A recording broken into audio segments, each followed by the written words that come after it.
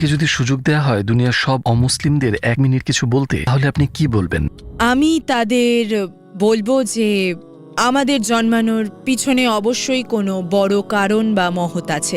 কেবলমাত্র daily routine মেনে বেঁচে থাকার জন্য নয়। আর যদি আপনি এটাই মনে করেন তাহলে এটা খুব তুচ্ছ একটা কারণ জীবনের এই উত্থান পতন, চড়াই উতরাই, এত কষ্ট পরিশ্রম এসবের কোনো মানে হয় না। যদি এরকমই হতো তাহলে আমাদের কেন সৃষ্টি করা হয়েছে?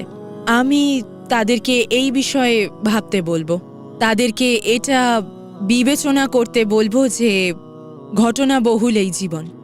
যেমন একটা ফুল, কিভাবে একটা বীজ থেকে একটা গাছ হয়, গাছে সঠিক সময় এত সুন্দর ফুল ফোটে, তারপর আবার মারা যায়, কেন এমনটা হয়? আমি তাদেরকে বলবো সাগরের কাছে যেতে, সাগরের গভীরতা অনুভব করতে। এই সাগরের গভীরতম অন্ধকার স্থানেও প্রাণ আছে। একটা পাতার দিকে তাকাতে এবং তার এই জটিল ডিজাইন নিয়ে চিন্তা করতে, নিজেকে প্রশ্ন করতে যে পাতাটা কিভাবে সৃষ্টি হলো, কোথা থেকে এটা এসেছে, এই পাতাটা সৃষ্টির উদ্দেশ্য কি, ফুলটা সৃষ্টির উদ্দেশ্য কি, সাগর সৃষ্টির উদ্দেশ্য কি। আর তারপর ভাবতে যে আমিও কিন্তু এই সৃষ্টি জগতের অংশ।